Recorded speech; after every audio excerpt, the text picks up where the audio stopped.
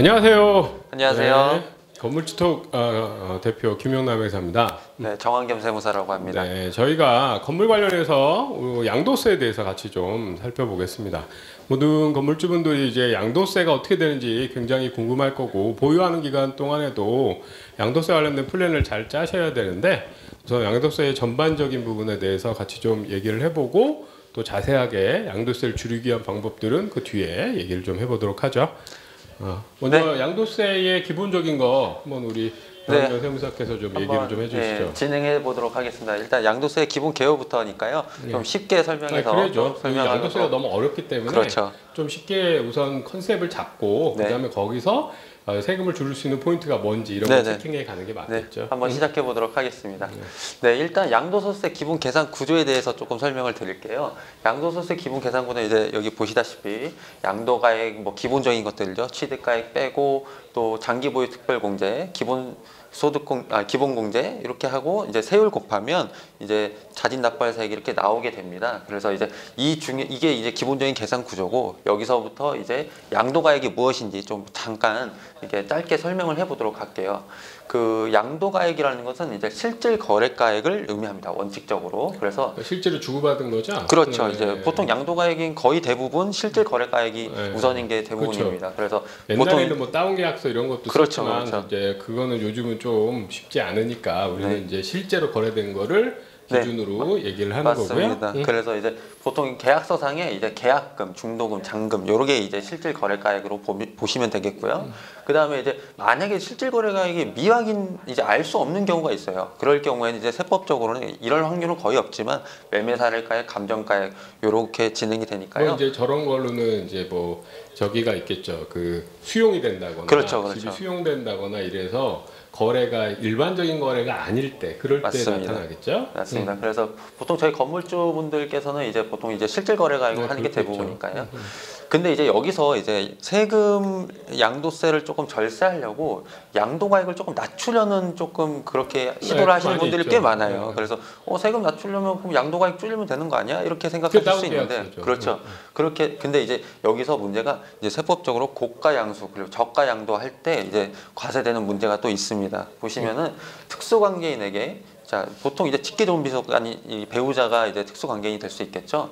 그렇게 보시면 부당행위 계산 부인이 될 수 있는 규정이 있는데 이제 자산을 고가 양수 아니면 저가 양도했을 때는 이제 세법적으로 시가를 거래가액으로 보게 됩니다. 그래서 만약에 그러니까 예를 들어 이제 형제한테 그렇죠. 원래 시가 10억짜리를 8억에 양도한 것처럼 해봐야 그게 특수관계인이니까 네. 그거는 실제 시가 10억을 양도가액으로 세법상 네, 하게 맞습니다. 된다는 거죠. 네, 그렇게 되고 이제 그럼 이득 본 사람 입장에서는 증여세 과세 문제가 있으니까요. 그 양도세도 내야 되고 증여세도 내야 되는 그 이중적으로 그러니까 이렇게 10억을 8억으로 하게 되면 그 산 사람은 10억짜리 8억으로 샀으니까 네. 2억을 증여받은 거로 그렇죠. 생각해서 그걸 또 증여세를 내게 해주는 그런 부분이 네, 있다는 그래서 거죠. 이제 2억 뭐 전체를 다 증여세로 묻는 건 아니지만은 그거 일정 일정한 계산 소득이니까. 부분을 하니까 그거는 또 이제 나중에 그 세부적으로 이렇게 양도가액에 대해서 설명할 때가 있습니다. 그때 한번 또 말씀 또 드릴게요. 그리고 이런 이런 양도가액이 이제 제일 먼저 결정이 돼야 되고 네. 그 다음에 이제 그 다음으로 이제 해야 될 게 어떤 그 다음에 이제 취득가액인데요. 보시면 여기 취득가액은 살 때 들어간 돈. 그렇죠. 살 때 들어간 돈이죠. 그래서 취득가액도 양도가액이랑 마찬가지로 취득 당시의 거래가액이에요. 그래서 만약에 이제 실질 거래가액이 없는 경우에는 이제 아주 오래전에 사서 내가 매매 계약서를 잃어버렸다던가 그럼 뭐 기억이 안 난다거나 이렇게 될 수 있잖아요. 그럴 경우에는 이제 매매사례가액이나 감정가액 아니면 환산취득가액 이런 식으로 이제 순서대로 진행을 하게 됩니다. 그래서 근데 여기서 환산취득가액이 뭐냐면 그 양도 당시에 이제 실질 거래가액 있잖아요. 거기에서 이제 기준시가 비율로 취득가액을 구한다라는 의미로 생각하시면 돼요. 그래서 보통 환산취득가액으로 하시는 경우에 좀 세금적으로 조금 유리한 부분이 또 많은 경우가 대부분입니다. 보통. 그러니까 양도 이게 이제 양도 시점에 그 땅의 기준 시가가 있고 그 다음에 취득 시점에 기준 시가가 있으면 양도 시점의 기준 시가가 100이었을 때 네. 취득 시점의 기준 시가가 80이었으면은 현재 양도금액 100억을 80% 곱해서 80억을 그렇죠. 취득가액으로 이렇게 그렇죠, 인정을 그렇죠. 주는 거죠. 네, 맞습니다. 그래서 취득가액은 원칙은 취득 실질 거래가액이다. 네. 맨 처음에 샀을 때 그렇게 그 정도만 알고 계시면 될 것 같습니다. 그래서 이 취득할 때 뭐 당연히 가지고 계시겠지만 여기서 취득가액은 물론 관련된 부대 비용이 포함되는 거예요. 여러분이 네, 취득록세나 취득록세 내신 거, 등기하신 거, 부동산 관련해서 부동산에 수수료 주신 거 이것도 다 취득가액에 해당됩니다. 그래서 그 서류들을 취득가액에 해당돼서 나중에 양도세 계산할 때 우리가 공제받을 수 있는 부분이니까 정확하게 가지고 계셔야 돼요. 네, 맞습니다. 그래서 이제 뭐 중개 수수료나 뭐 법무사 수수료 이런 것들도 챙겨 두시는 게 좋을 것 같아요. 자, 그 다음에 필요 경비입니다. 아까 말씀드렸던 이제 중개 수수료, 뭐 법무사 수수료 이런 게 이제 필요 경비인데요. 이제 취득가액이 실질 거래 가액일 경우에는 이제 자본적 지출액, 그 다음에 양도비 이런 게 이제 들어가게 되고 아까 여기서 양도비가 법무사 수수료, 그러니까 팔 때, 그렇죠. 이거는 팔 때. 그렇죠. 여기서의 필요 경비에 해당되는 중개사 수수료, 법무사 수수료는 처분할 때, 네, 처분할 맞습니다. 때고 취득할 때 중개 수수료, 부동산 수수료는 취득가액에 네. 들어가는 거고 처분 과정에서 들어가는 비용, 요게 이제 여기 있는 요 필요 경비 안에 들어가는 거죠. 네, 맞아요. 그리고 이제 취득가액이 이제 아까 말씀드렸던 환산 취득가액으로 이렇게 진행하게 된다라고 하면은 필요 경비는 그 뭐 내가 살 때 취득가액은 모르는데 거기에 법무사 수수료, 세무사 수수료는 있다 이게 아니고 그건 인정받을 수 있는 게 아니고 필요 경비 계산 공제라 그래서 그 일괄적으로 공제를 해주는 게 있습니다. 그래서 취득 당시 기준 시가의 3% 보통 토지 건물의 경우에는 이렇게 공제가 되고 그다음에 이제 필요경비 특칙 이런 게 있는데 그 이제 필요경비 계산 공제로 해서 진행하게 되면 자본적 지출 비하 양도비 그리고 환산 취득가액과 필요경비 계산 공제 둘 중 큰 금액만 공제를 해주게 됩니다. 그래서 그러니까 좋은 거네요. 네. 큰 걸로 공제하면. 그렇죠. 네. 그래서 이제 이런 거 같은 경우에는 이제 자본적 지출 양도비 이게 뭐냐면 너무 오래된 건물일 경우에는 그 막 수선비나 이런 게 수리비 이런 것들이 꽤 많이 들어가요. 그래서 그러니까 여기서 자본적 지출이라는 건 어떤 거냐면 오래된 건물인데 엘리베이터를 교체했다거나 네, 맞습니다. 건물을 크게 수선했다거나 이런 거는 취득원가는 아니지만 거의 이 건물을 사는 데 들어간 돈이니까 그걸 그렇죠. 좀 인정해 줍니다. 맞습니다. 그거에 해당되는 겁니다. 그래서 보통 내용 연수를 증가시키는 경우에 한해서 그렇게 이제 이런 비용이 세법상 증여되죠. 표현으로 그렇게 그렇죠. 하죠. 그래서 요 비용이 둘 중 큰 금액으로 진행이 되니까 또 저희한테 유리한 규정이니까 한번 눈여겨볼 필요가 있습니다. 그 다음에 또 이제 필요경비 계산 특례라는 게 있는데 그러면 이거 보통 배우자한테 증여를 하면 6억까지 공제를 해주잖아요. 네. 그러니까 이제 이걸 6억까지 공제를 해주고 6억에 맞춰서 신고를 하면 취득가액이 맨 처음에는 한 뭐 2천만 원, 3천만 원 오래된 건물 같은 경우에 그렇게 했으면 나중에 증여를 했을 땐 6억으로 올려서 해버리면 취득가액이 6억으로 껑충 뛰어버려요. 그렇죠. 그렇게 그다음에 되면 이제, 그러니까 제일 지금 말하는 방법이 뭐냐면 내가 2천만 원에 샀어요. 근데 2천만 원에 산 거를 배우자한테 증여할 때는 공제를 해주니까 배우자한테 증여해서 배우자가 취득한 걸로 만드는 거죠. 6억으로. 그렇죠. 그 다음에 6억을 된 거를 처분하면 그때는 취득원가가 6억인 것처럼 돼버려서 그렇죠. 양도세를 줄일 수가 있는 거예요. 네. 근데 이제 이게 조금 문제가 있으니까 그렇죠. 그거에 그래서 대해서 좀 요게 규정이 있습니다. 예, 2월 과세와 부당이익 계산 부인 규정인데 2월 과세의 경우에는 이제 직계 존비속 배우자한테 증여하고 나서 5년 있다가 5년 이내에 양도를 하면 요 취득가액을 6억으로 보지 않고 애초에 원래 샀던 그렇죠. 거, 원래 2천만 샀던 원으로. 2천만 원으로 보겠다는 거예요. 그러면 세금 차이가 굉장히 많이 나기 때문에 증여를 혹시 사전에 하신 적이 있다면 그게 5년이 지났나 안 지났나 여부를 또 따져볼 필요가 있습니다.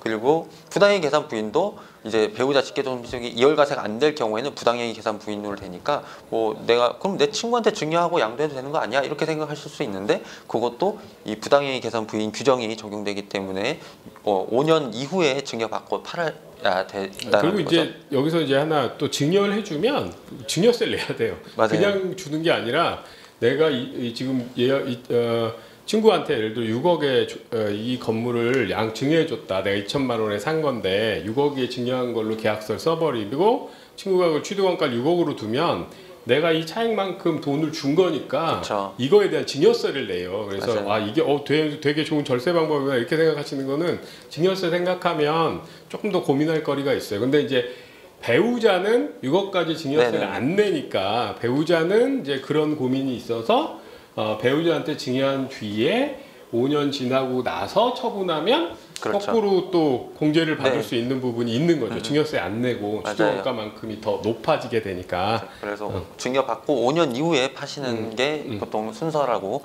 알고 계시면 될 것 같아요. 그러니까 제일 세금 줄이는 거는 배우자한테 6억까지 맞춰서 네. 준 뒤에 팔 생각이면 6억까지 맞춰서 부분 양도를 하든 양도를 한 뒤에 네네네. 5년 뒤에 팔면 그것만큼 취득원가에 들어가는 거죠.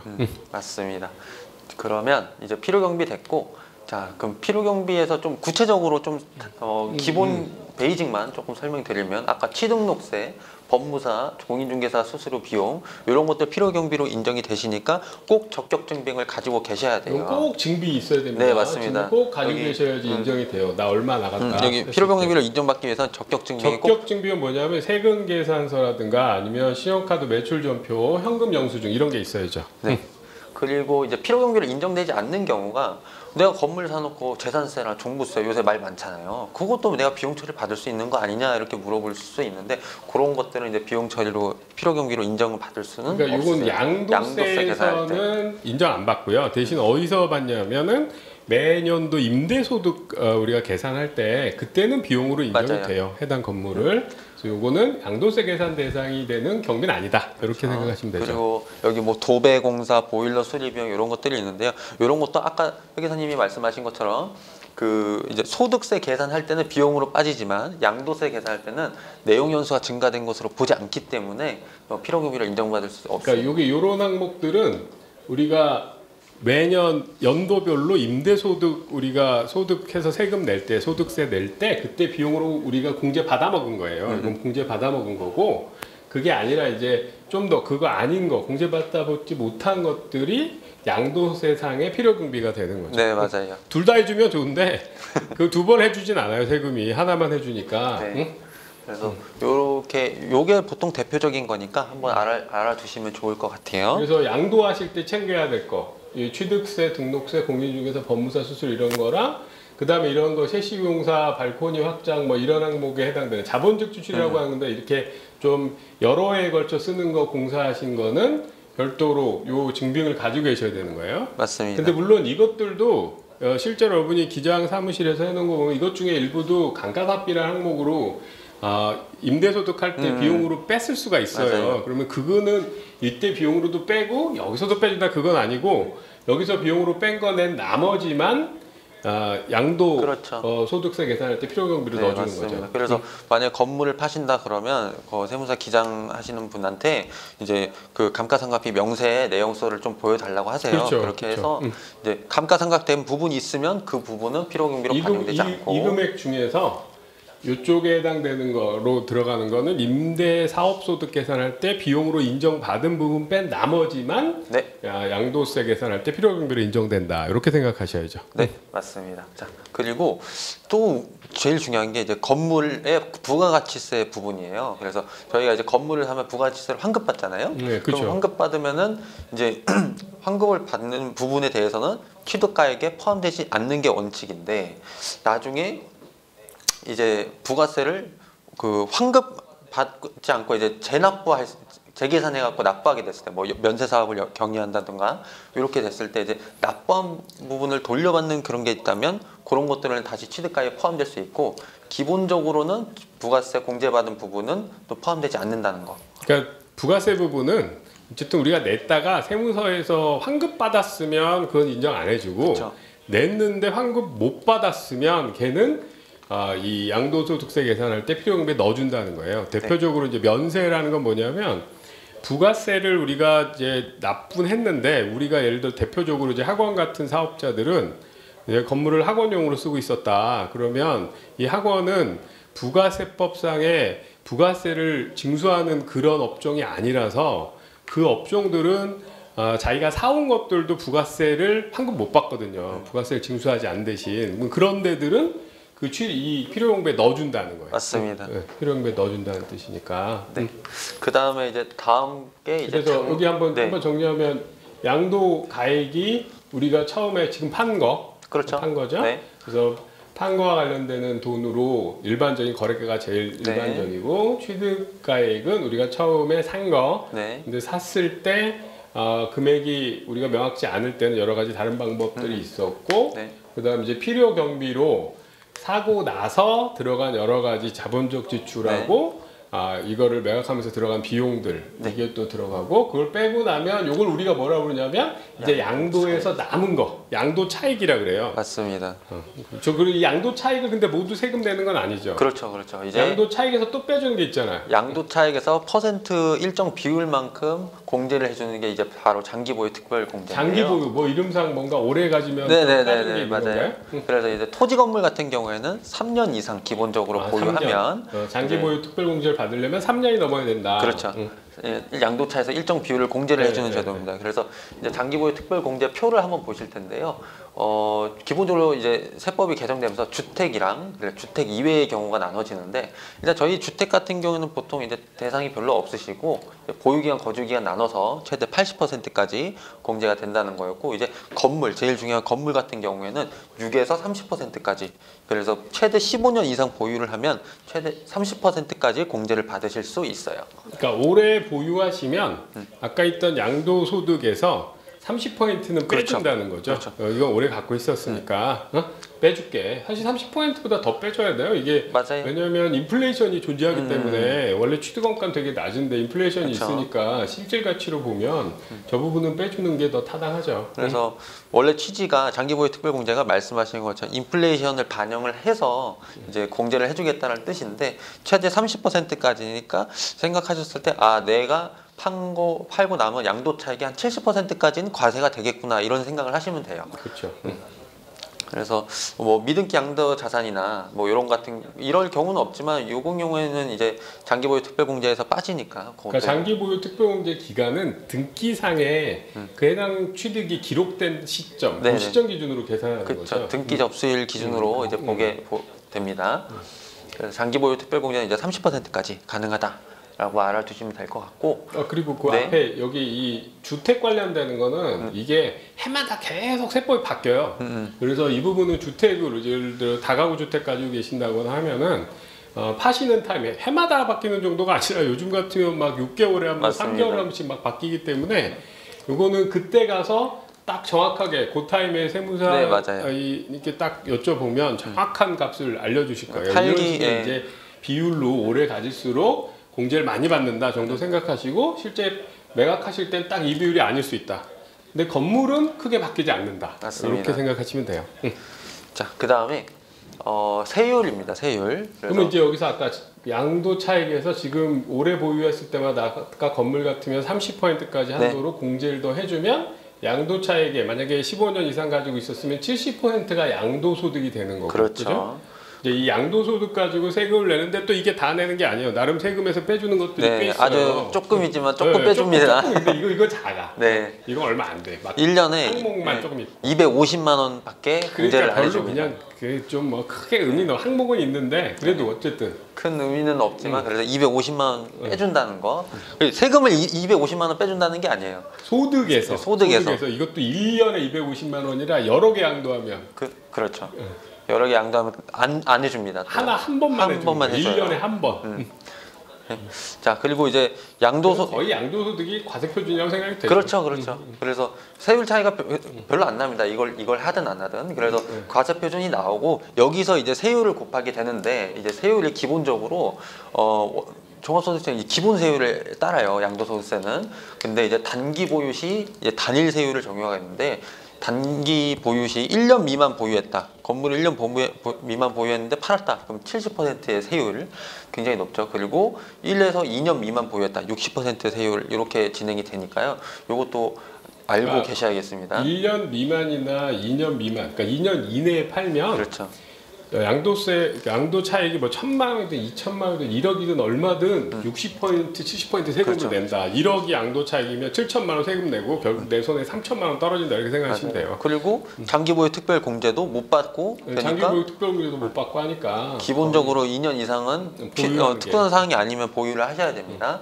그리고 기본 세율은 이제 이렇게 있어요. 그래서 보시면 이제 6%부터 45% 이렇게 진행이 되니까 한번 알아두시면 되고 그 다음에 그러니까 이제 1,200만 양도 차익이 1,200만 여기 있는 요 양도소득 과세 표준, 네. 요 양도 차익 말고 이런 특별공제나 기본공제 뺀 과세 표준이 1,200만 원까지면 6% 세금을 내야 되고요. 여기에 1,200만 원 넘어가면 1,200만 원까지 6%낸 뒤에 요 초과분이니까 4,600만 원까지 하면은 얼마야? 3,400만 원인가요? 그쵸? 그거는 15% 세금을 내는 거예요. 네. 그 다음에 요 4,600만 원부터 8,800만 원 사이는 24%를 내는 거고, 그죠? 맞습니다. 여기 누진공제라고 이게 들어가 있는 게 이제 계산 편하게 하게 하려고 어떻게 한 거냐면, 예를 들어 1억 5천이다. 그럼 1억 5천에 35%인데 전체가 다 35%가 아니고 네. 요 앞쪽은 조금 덜 세금을 냈으니까 그쵸. 35%로 때렸을 때 좀 빠지는 게 있잖아요. 그 빠진 걸 빼준 거예요.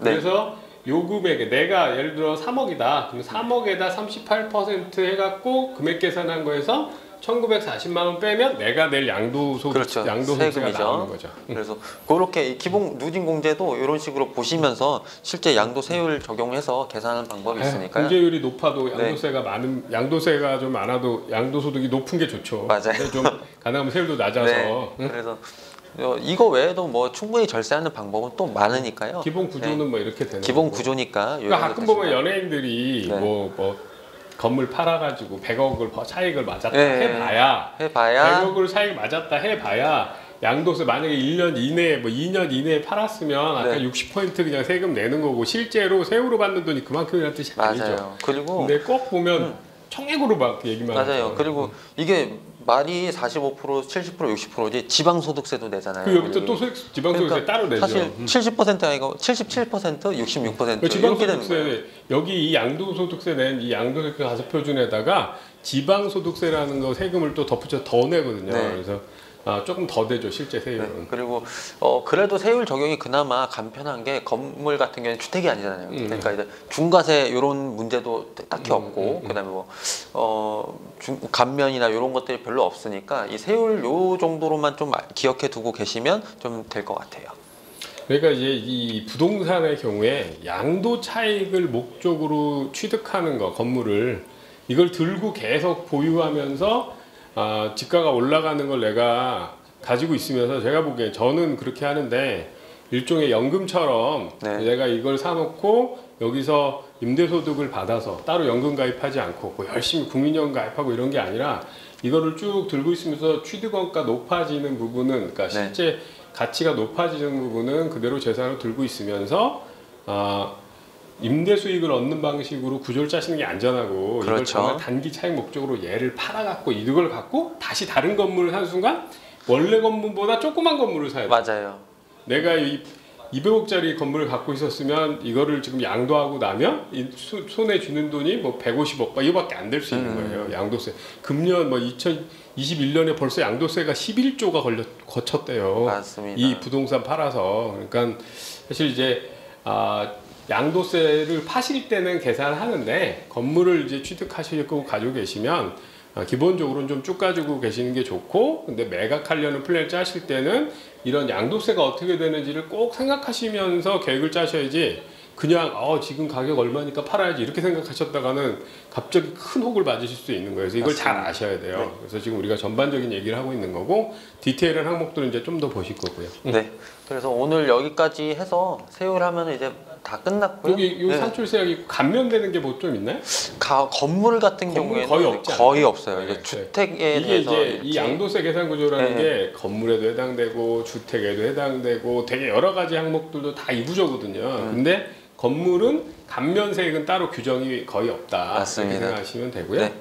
그래서 요 정도까지 해서 양도소득세 기본 개요 조금 설명드렸고 이제 다음번에는 이제 각각 항목에 이제 세부 내용이 좀 더 어떤 게 자세히 있는지, 여러분이 관리할 것들 그래서 이렇게 계산해 보시면 양도세 되게 높거든요. 그래서 여러분이 각 그 취득할 시점에 취득가액이라든가 양도할 때 챙길 거, 그다음에 양도 차익, 뭐 장기 소유 특별 공제에서 어떤 한도를 지켜야 되는지 이런 것들을 잘 여러분이 체킹해 놓으셔야 실제로 세금 부담을 줄일 수 있습니다. 잘 투자하셔가지고 양도 차익을 많이 냈으면 상대적으로 세금도 좀 적게 부담하셔서 실질적으로 손에 쥐는 게 많아질 수 있게 그렇게 만드셔야 되겠죠. 네. 저희가 기본적인 양도소득 정보는 좀 드렸고 좀 더 자세하게 항목별로 여러분이 챙겨야 될 거. 그래서 세금을 괜히 그리고 거꾸로 그런 거 잘못 못 챙기면 세금 또 왕창 더 내게 되잖아요. 예. 그래서 그런 거 그런 조심하셔야 사례도 돼요. 굉장히 많습니다. 꽤 많잖아요. 저희 클라이언트들도 네. 그런 게 저희 많아서 그 친척분 중에도 옛날에 샀던 그걸 잊어버리셔가지고 그것 때문에 크게 낭패 보신 분이 계셔요. 그래서 챙겨야 될 것들은 정확하게 챙기셔야 돼요. 그래서 그런 내용들은 다음번 강의에서 다음번 이 영상에서 설명드리도록 하겠습니다. 네. 여러분이 네. 이 영상으로 양도세 관련해서 좀 도움이 되셨으면 좋겠고요. 앞으로도 이런 건물주가 알아야 될 여러 가지 세금 관련된 정보 같이 여러분께 제공해 드리도록 하겠습니다. 네, 다음번에 좀 더 유익한 정보를 찾아뵙도록 하겠습니다. 네, 수고하셨습니다. 수고하셨습니다.